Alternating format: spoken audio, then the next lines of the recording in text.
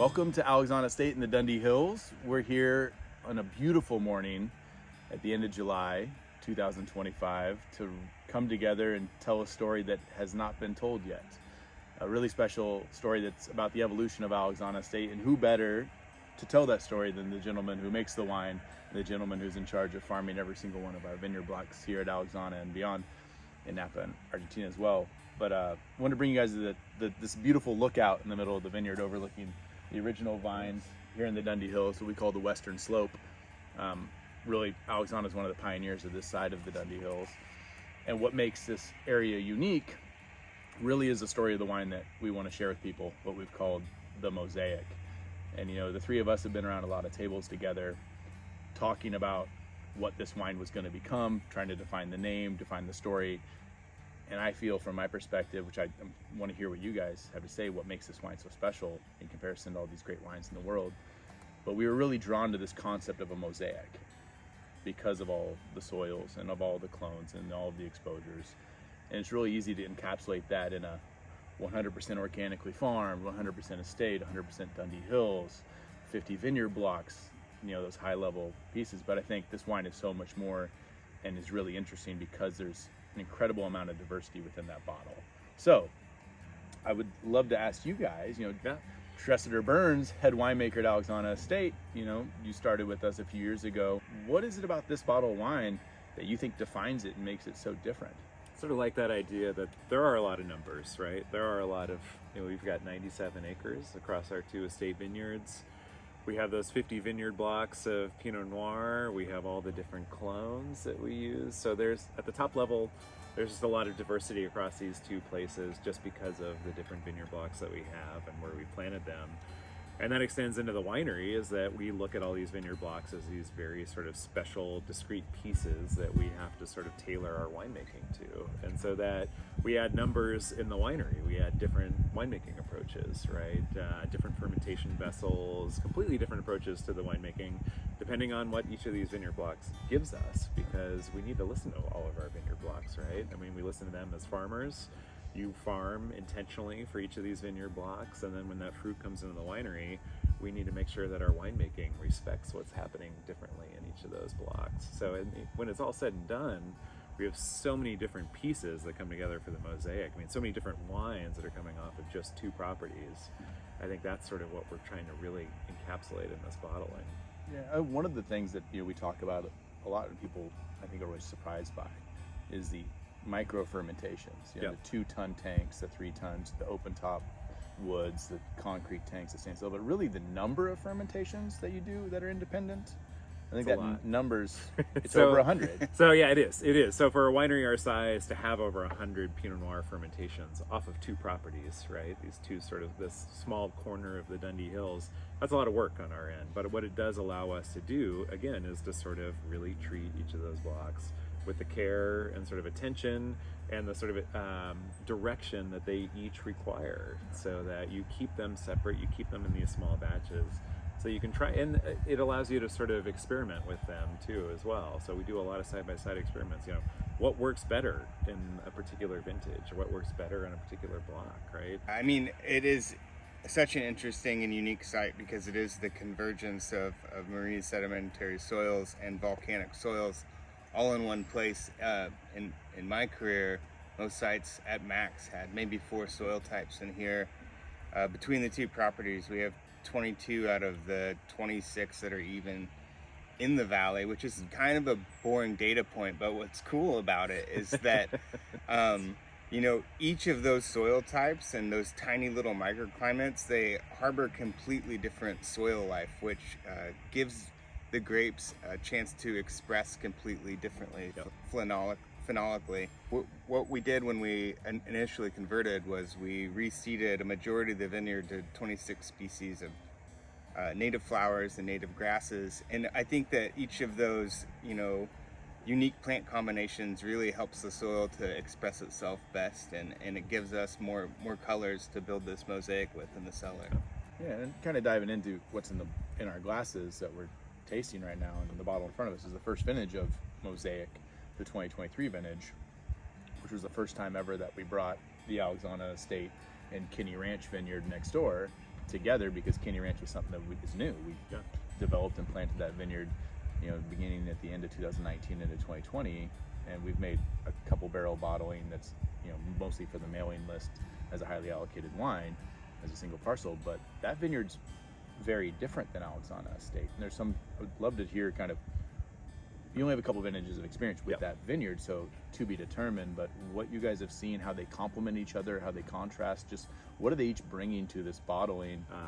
We are we're sitting right next to 20-year-old vines, and at Kenny Ranch, like you said, those vines are only 6 years old now, so they're at different phases of their own evolution, right? This is sort of our wise old sage vineyard here. Kenny Ranch is still this sort of new, everything's possible. We have to listen to it a little more, right? It's like we have to sort of learn what it's trying to tell us, what its sort of capacity is, right? The vines here, they're more mature. I mean, luckily we have 20 years of data to kind of know what these blocks want to do. But the vines over there at Kenny Ranch, they seem to really still be exploring themselves, and they don't even know how much crop they can carry. They want to crop really heavy because they're eager, young vines. Precocious. Yes. Well, I mean, as we get in, 2023 vintage of the Mosaic, when people see this bottle of wine, I think people see the red label Alexana.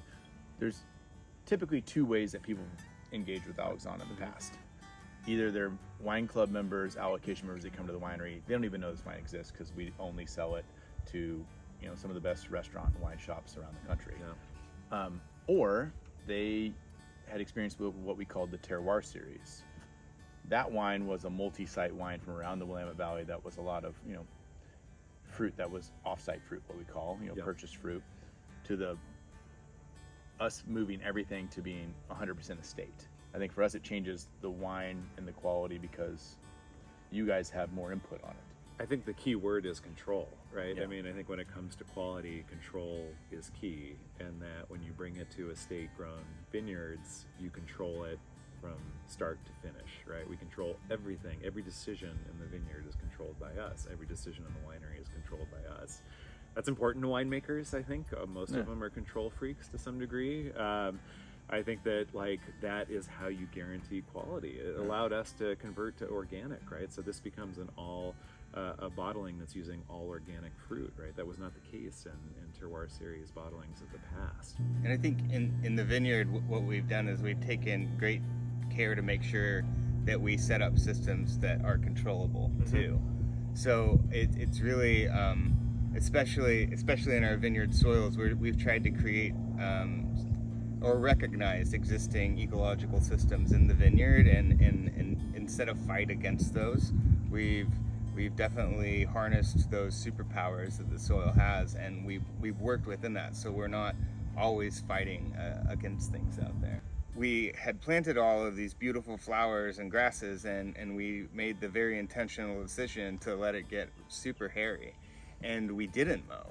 And people were like, that's crazy, you have to mow vineyards, but we didn't do it, and it helped drop, which we have the drone data of, it helped drop our temperature almost 10 degrees, like during the most important times, though, during the heat spikes. And that really helped us slow down ripening, just even by a few days, which is kind of a few days is kind of everything. Is a huge, that's a huge win, right? And especially if it starts, like you said, to sort of expand out that harvest window, because again, you can sort of more intentionally pick, right? When you have so many diverse blocks, when you have 50 blocks that we have to lay out into that picking calendar, that gives us more time to make sure we're getting to each of those blocks at the right time. Well, I think one other thing, tying it back to what it does for quality, is one of the first things that we've done, both of you guys come on, is to taste through the library of Alexana and identify wines that we really thought were the best representations of this site, ageability, just beautiful wines that inspiration wines, if you will, of where the high water marks have existed. Being able to look at our vineyards and see that they're actually cooler than they used to be.